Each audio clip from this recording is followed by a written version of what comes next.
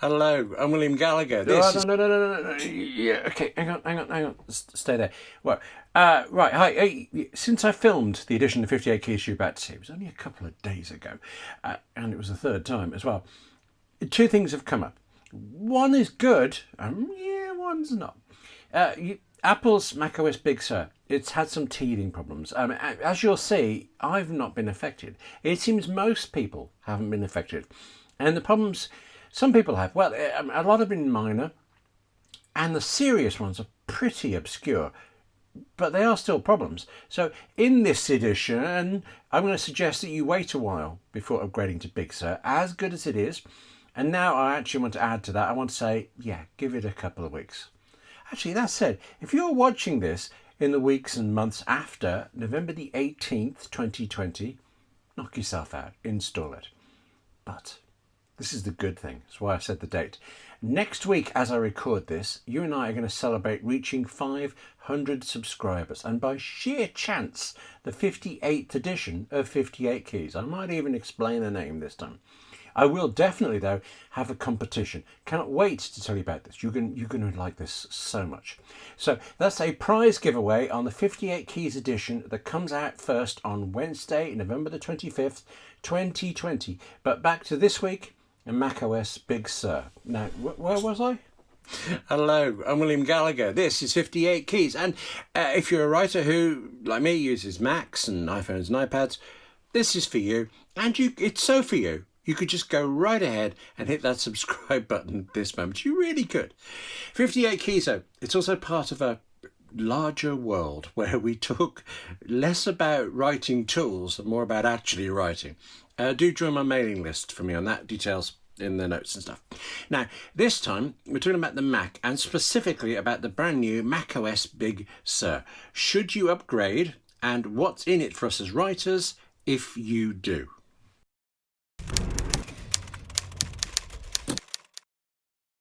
Yes, you're a writer. You should upgrade to macOS Big Sur. I don't think it's even a question, actually. Yeah, except that there is a question of when you should upgrade. If you happen to be watching this in the first few seconds after it came out, a couple of weeks, something like that, then yes, okay, hold off. There's always something.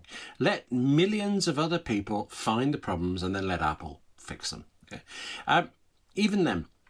Though you need to know that your most important software apps will work before you upgrade to it. And actually, there is no simple way to check. Well, yeah, there is a simple way, but you have to check every single app on its own. So that's what, yeah. Write a list for me. Write down a list of the software apps that you use all the time. Okay, and then because you're going to forget something, check recent applications because no question there'll be stuff on there you're surprised at. Then go to the websites of each one and see whether you're not going to do this, are you? Okay, no point telling you to check out all your utilities too, the little tools you forgot. Okay, do this instead then, please. Back up your Mac more than ever.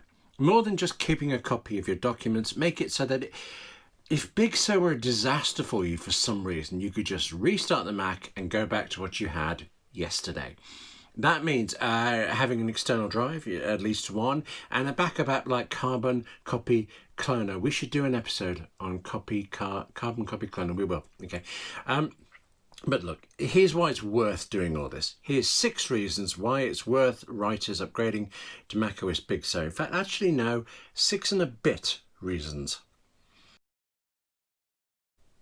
By far the biggest change in Big Sur. No, I mean, I've said that name, 11 billion times to you just now, and it's still not, it just doesn't sound right. No, the biggest change is the overall look and feel of it. But what's got the greatest number and quality of actual changes, feature changes, capability changes, things you will use, is the Safari web browser in Big Sur. If you don't happen to use Safari, give it a go. I like the new look of it, but I love the speed. It's literally faster, and yet somehow it feels faster still. Tell you what, here's a side-by-side comparison between macOS Big Sur and its predecessor, macOS Catalina. I'm not timing them. It's going to be different on your Mac and on which websites you go to and whether the wind's in the east, but just for comparison, here's Safari loading up on the same Mac, just on different versions of Mac OS. And again, when you're using this for real, constantly in and out, the difference feels even faster. I like Safari. It is the browser I use, but somehow this version, it feels more responsive somehow. You keep too many tabs open. Yes, you do, but you're never going to change. So this is a small thing that helps. Hover over a tab and Safari now shows you a preview of what that tab contains. And do you know, when you say it out loud, it doesn't really seem like a big deal, but it was when I found it, when I first used it. It was more than an ooh, slightly less than a caw. On iPhone and iPad, Notification Center is your friend. It's just a friend you don't often let into the house because you completely forget that they're there. In fact, there's a whole 58 keys about how useful Notification Center and widgets were in iOS 13 and how much more useful they are in iOS 14. Now they're exactly that iOS 14 level of usefulness on the Mac. Whatever you're doing, a swift swipe or a click, and you get a view of, well, anything you like really. Events, world clock, your reminders, and you can change those to suit you. Take a minute, put in the things you'll use, and then you will use this so much that you wonder why you didn't before. Next, this is definitely for you if you're doing research about locations, and you know, especially now while we can't just go anywhere. It's also really for you just fancy your nose around places. Apple Maps on macOS Big Sur includes the look around feature from iOS 14. You can't see everywhere like this yet, but it's a growing list of what you can look at. I used to use Apple Maps a lot on my Mac because I used to travel a lot. I'd use the Mac version to figure out routes, mileage from my expenses, and all this stuff. I'd send the routes actually from the Mac direct to my iPhone, get in the car and go. Now, I mean, you can still do all of that, but what's new is you can also build up guides to places. You're going on holiday. You can mark up everywhere there you want to go, or you can consult guides made by companies, and whether they do the guides or you do, these things are updated automatically. And I've used this actually for building up a guide to places where a character of mine lives and works and shops. I'm honestly surprised just how much I use Control Center on my iPhone and barely ever on my iPad.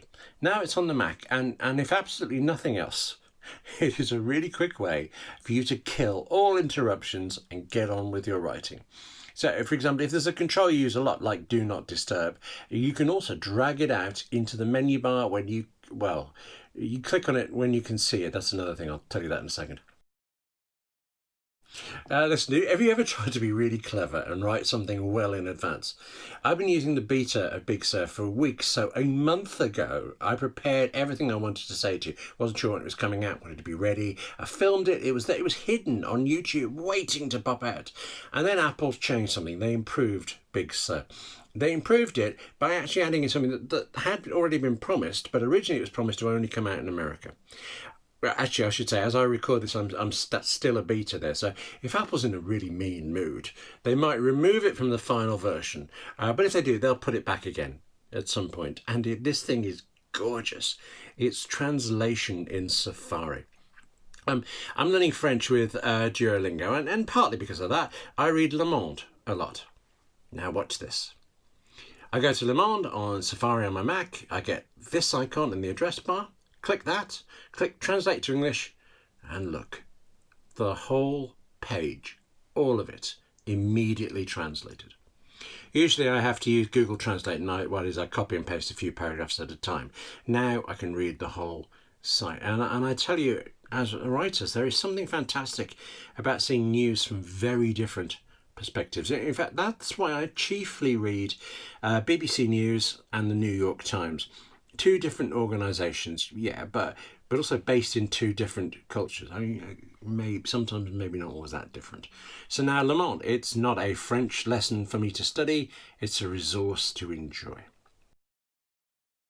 So those are what I would say are the top 6 visible reasons to upgrade to macOS Big Sur. There are many more, such as increased security, much more about privacy and things. But for the things that you will actually do and see as a writer, those are the 6 that made the most difference to me while I've been testing it out.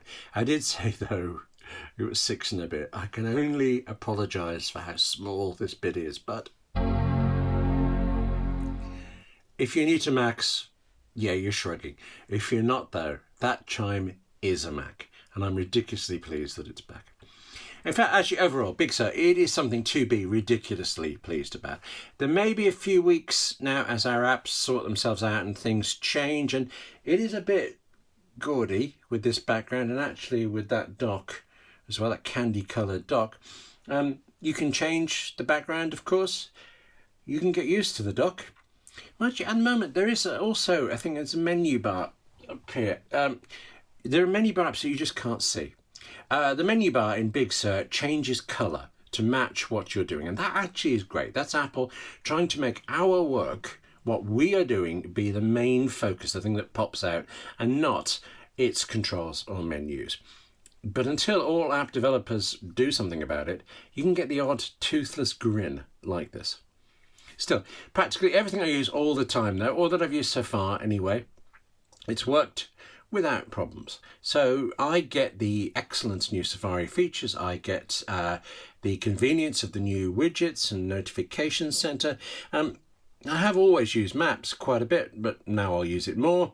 Plus I get the handiness of Control Center. Also, there's this mostly indescribable sense of speed and responsiveness. I'm going to try to describe it. I feel like I've got a new Mac. That's what I feel like. And the price of this is, okay, a toothless menu bar and some candy icons. But literally the price, because macOS Big Sur. I got a new Mac feeling for free. So yes, no question, writers should upgrade to macOS Big Sur. That's it for 58 Keys this time. Please do the YouTube dance for me and subscribe. It helps me out hugely. And take care of yourself, okay? I'll see you soon.